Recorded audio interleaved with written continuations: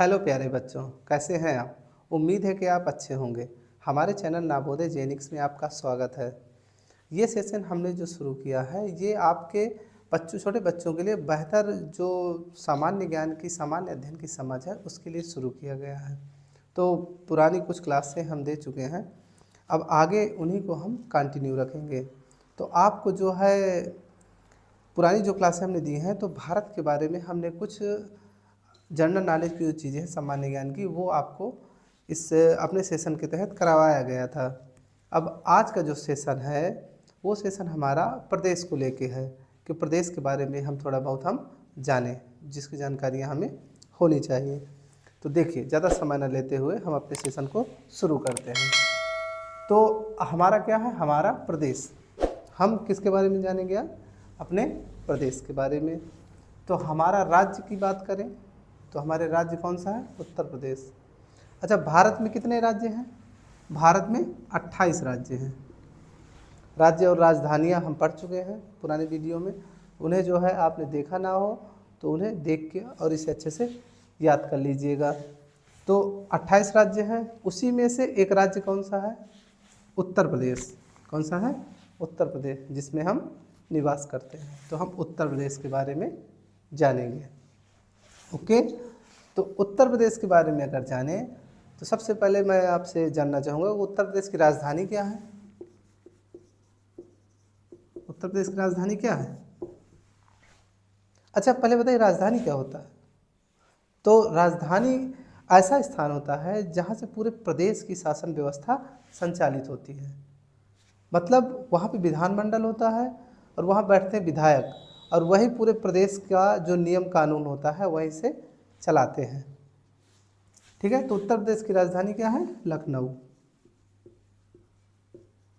उत्तर प्रदेश की राजधानी है लखनऊ। अब उत्तर प्रदेश में जिले कितने हैं? उत्तर प्रदेश में हमारे 75 जिले हैं। 75 जिले हैं, और मंडल की अगर बात करें ये 18 मंडल हैं। तो मतलब जो ये जिले हैं 75, उन्हें 18 मंडलों में बांटा गया है। अब इनमें से जो 75 ज़िले हैं, इनमें से कुछ ज़िलों के अगर नाम देखें तो जैसे लखनऊ, जिसके बारे में हमने अभी लिखा, फिर इसके बाद कानपुर, इसके बाद आपका आता है इलाहाबाद,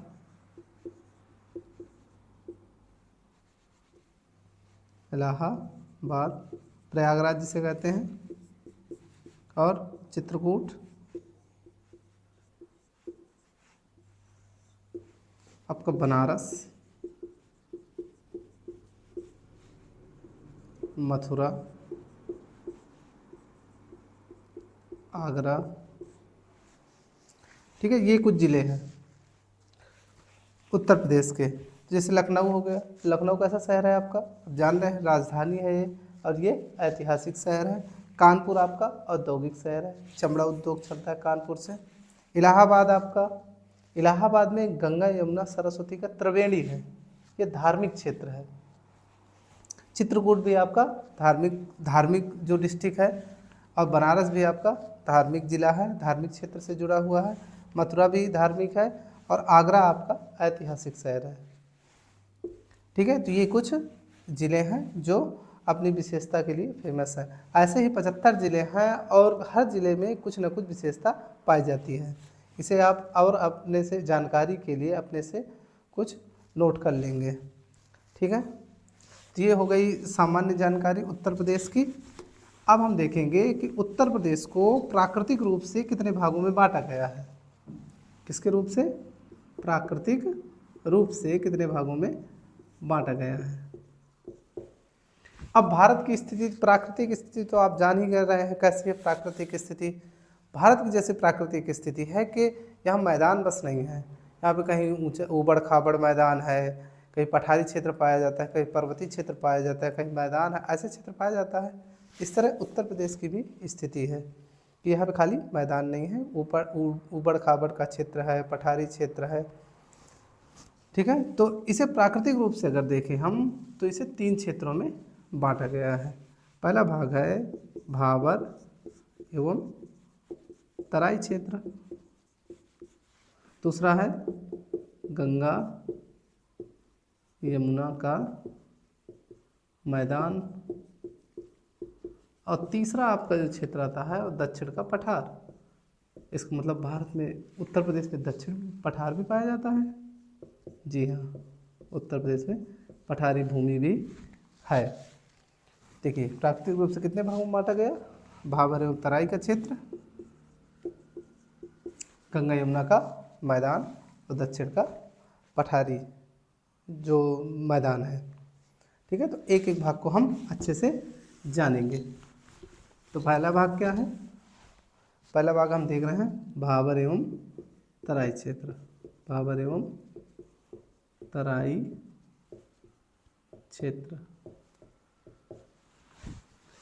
ठीक, तो भाबर क्षेत्र क्या कहलाता है, तो भाबर क्षेत्र ऐसा क्षेत्र होता है। अच्छा, एक चीज़ जानेंगे कि नदियों के बारे में जानना जरूरी होता है पहले, कि नदियाँ, जैसे उत्तर प्रदेश में कुछ नदियाँ बह के आती हैं, जैसे गंगा यमुना घाघरा, ये कुछ ऐसी नदियाँ हैं जो उत्तर प्रदेश में बह के आती हैं। तो नदियाँ क्या होती हैं, नदियाँ निकलती हैं कहाँ से, गंगा यमुना का अगर देखें तो उत्तराखंड से निकलती हैं, ये पर्वतीय भागों से निकलती हैं। पर्वतीय भाग कैसे होते हैं, पर्वतीय भाग आपके ऊंचे स्थानों से निचले स्थानों पे आती है, मैदानी भाग पे नदियाँ आती हैं। तो जब ऊंचे स्थान से निकलती हैं तो उनमें से जो बजरी होती है और कंकड़ होता है, पथरी होती है, पत्थर कंकड़ बजरी बहा के लाती है, और मिट्टी जो पर्वतीय क्षेत्र की मिट्टी होती है उसे बहा के लाती है और एक मोटी मिट्टी बना लेती है, मोटी मिट्टी। तो नदियों के किनारे मोटी मिट्टी जमा हो जाती है, वो एक मैदान बन जाता है। और ये कैसा मैदान होता है, दलदली मैदान होता है। ठीक, तो मतलब ये बहा के लाती हैं, तो वहाँ बहाव तेज रहता है तो बह आती है, लेकिन मैदानी क्षेत्रों में बहाव नदियों का कम हो जाता है, तो धीरे धीरे जमा होने लगता है। ये बजरी कंकड़ जो पत्थर है पथरी है, तो ये धीरे धीरे जमा होने लगता है और दलदली क्षेत्र में तब्दील होने लगता है।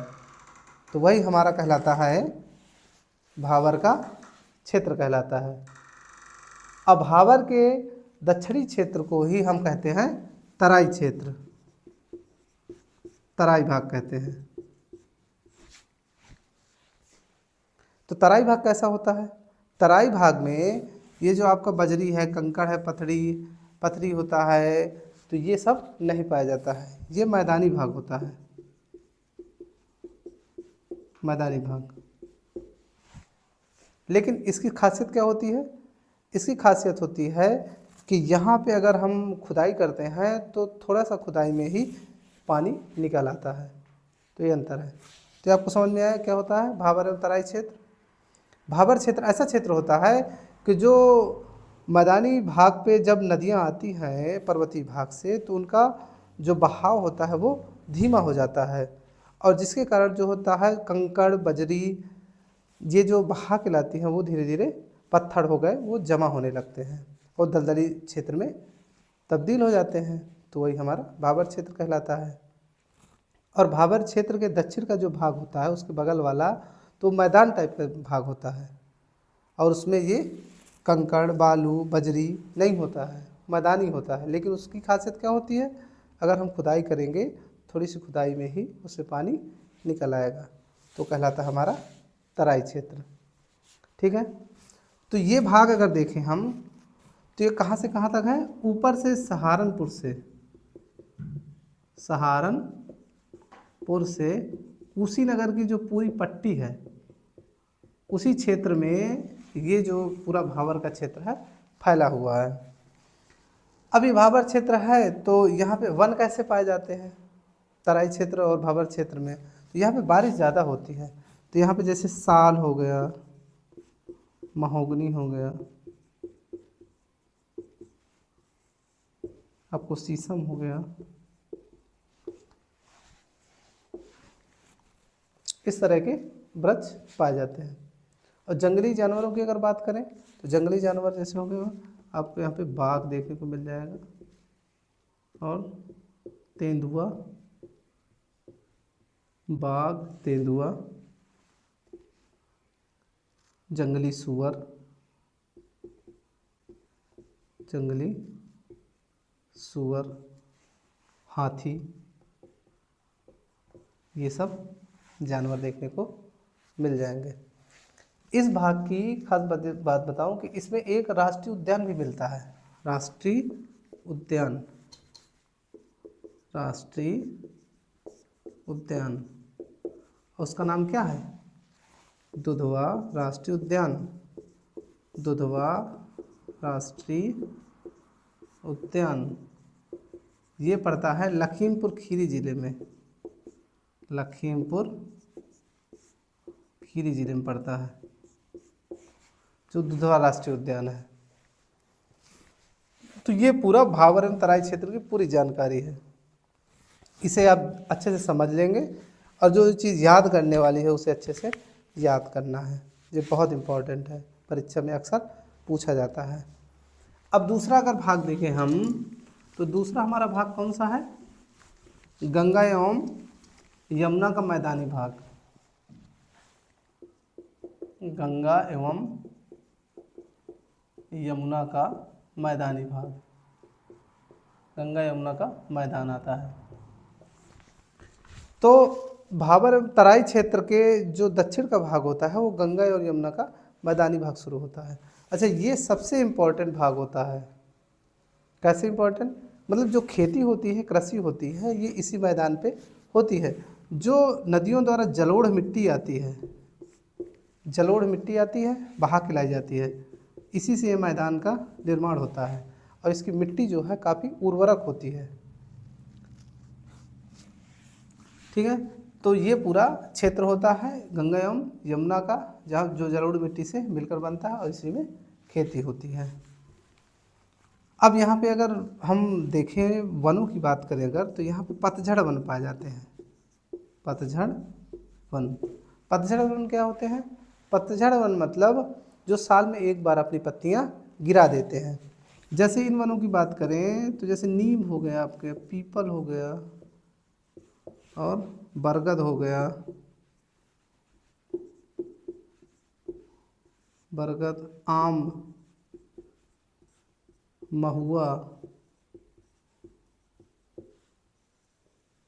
ये कुछ वृक्ष हैं जो पतझड़ वन है।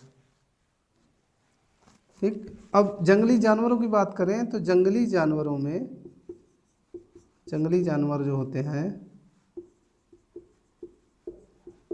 इधर भी हाथी पाए जाते हैं और आपको जंगली सूअर,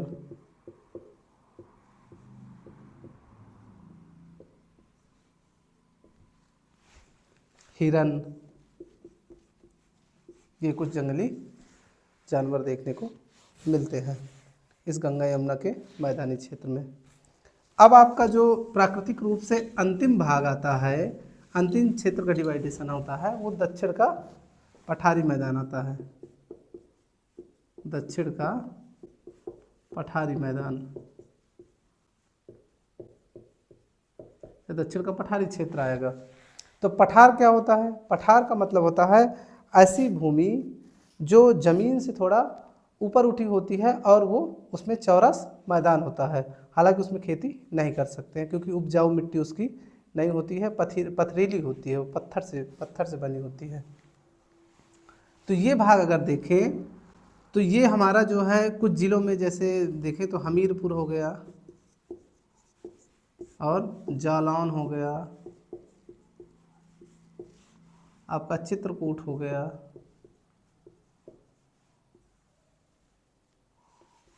और प्रयागराज का कुछ क्षेत्र हो गया जहाँ पे पठारी भाग है, मिर्ज़ापुर, और ये पूरा सोनभद्र तक फैला हुआ है, सोनभद्र तक पूरा फैला हुआ है। ये ऐसा क्षेत्र होता है जहाँ पे बारिश की बहुत कम मात्रा है, बारिश बहुत कम मात्रा में होती है।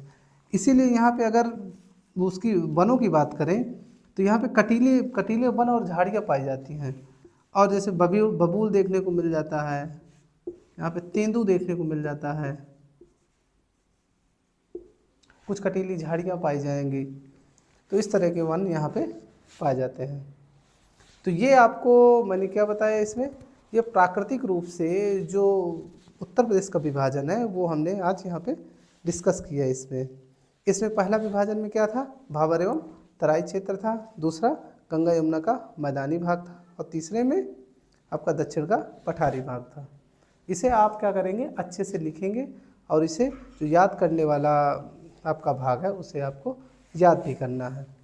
अगर अब देखें हम आगे, तो आगे उत्तर प्रदेश की नदियों के बारे में, कौन कौन सी नदियाँ जो हैं उत्तर प्रदेश में आके बहती हैं, उनके बारे में भी जानना जरूरी है कि उत्तर प्रदेश में कौन कौन नदियाँ हैं। तो जैसे आपका गंगा तो हमने बताया, गंगा, यमुना और घाघरा, चंबल, सोन, ये कुछ नदियां हैं उत्तर प्रदेश। और कुछ नदियां हैं, उन्हें आप लिख के अच्छे से याद कर लेंगे कि उत्तर प्रदेश में कौन कौन सी नदियां उत्तर प्रदेश से होकर बहती हैं। अब इसमें एक पार्ट और बचता है उत्तर प्रदेश में, यातायात के साधन। यातायात के साधन, यातायात के साधन। यातायात के साधन क्या होते हैं? यातायात मतलब होता है कि एक स्थान से दूसरे स्थान जाते हैं। तो पहले का मानव तो पैदल जाता था, लेकिन अब यातायात के बहुत से साधन हैं। कैसे? पहले हमने पहिए का आविष्कार किया, तो पहिए से हमारा बैलगाड़ी बनी, और बैलगाड़ी बनी तो पहले बैलगाड़ी से हम यात्रा करते थे, एक स्थान दूसरे स्थान तक जाते थे। लेकिन आज का युग तो वैज्ञानिक युग है, तो उसमें आप जो है साइकिल से लगा कर हवाई जहाज़ तक का यूज करते हैं। ठीक, तो उत्तर प्रदेश में कौन कौन से यातायात के साधन के लिए उपयोगी है, कौन कौन साधन यहाँ पे यूज किए जाते हैं? तो अगर यहाँ पे देखें तो साइकिल से लगा के हवाई जहाज़ तक के यातायात के साधन यूज किए जाते हैं। और जलमार्ग की भी व्यवस्था है, जलमार्ग जो मार्ग है उससे भी यातायात में हम यूज करते हैं। ठीक है, तो हम यहाँ पे साइकिल हो गया, आपका मोटरसाइकिल हो गया, और बसें हो गई, आपकी कार हो गई, और यहाँ पे पूरा रेल लाइनों का भी जाल बिछा हुआ है उत्तर प्रदेश में। अच्छा, सड़कों का भी जाल बिछा हुआ है। यहाँ पे अगर देखें तो एनएच मतलब राष्ट्रीय राजमार्ग 2, सबसे बड़ा जो राष्ट्रीय मार्ग है वो यहाँ पे गुजरता है, NH 2, जो उत्तर प्रदेश से होकर गुजरता है। और यहाँ पे स्वर्णिम गलियारा भी है, स्वर्णिम चतुर्भुज का गलियारा भी है।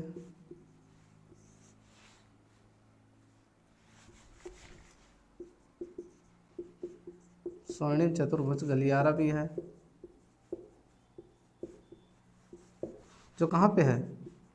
झांसी से होकर गुजरता है, झांसी से।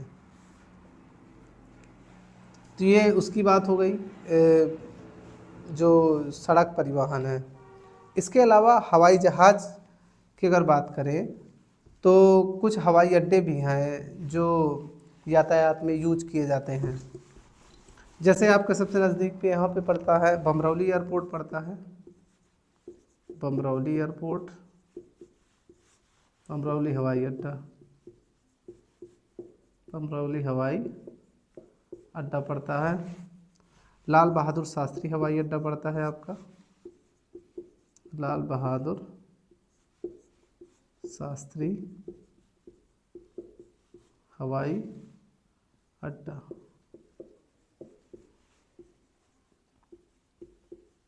ये आपका इलाहाबाद में पड़ता है, प्रयागराज में, और ये आपका बनारस में पड़ता है। ऐसे बहुत से हवाई अड्डे हैं जो उत्तर प्रदेश में स्थित हैं, लखनऊ में है, कानपुर में है। तो आप इन्हें जो है लिख लेंगे अपनी उससे, जो नोटबुक है आपकी ना, पाठ्य पुस्तक, उससे लिख के इसे अच्छे से याद कर लेंगे। तो देखिए, आज का हमारा सेशन जो था उत्तर प्रदेश के बारे में था। आज हमने उत्तर प्रदेश के बारे में बहुत सी कुछ जो छोटी छोटी जानकारियां हैं वो हमने जानी। पहले उत्तर प्रदेश के बारे में जाना हमने, उत्तर प्रदेश की राजधानी जानी, फिर उत्तर प्रदेश का हमने प्राकृतिक विभाजन जाना, कितने भागों में उत्तर प्रदेश को प्राकृतिक रूप से बांटा जाता है। हमने उत्तर प्रदेश के कुछ ज़िले जाने, ज़िले कितने हैं, मंडल कितने हैं, और उत्तर प्रदेश के ज़िले कौन कौन से ज़िले हैं उनके बारे में भी जाना। ज़िलों के बारे में किस लिए कौन सा ज़िला प्रसिद्ध है। कुछ जानकारियाँ आप अपने से अपने नॉलेज को बढ़ाने के लिए इकट्ठा कर सकते हैं और अपने भाई बहनों का सहारा भी ले सकते हैं। इसके अलावा हमने क्या जाना कि जो यातायात के साधन हैं उनके बारे में जानकारी प्राप्त की, और कुछ नदियों के बारे में हमने जाना। तो बहुत सी जानकारियाँ हमने यहाँ पे सीखी। उम्मीद है मुझे कि आपको ये सेशन मेरा अच्छा लगा होगा। अगर आपको वीडियो पसंद आया हो तो वीडियो को like, comment, share and channel को सब्सक्राइब जरूर करेंगे, और पुराने वीडियो जो हमने दिए हैं उन्हें देखना नहीं भूलेंगे। ओके, धन्यवाद, थैंक यू।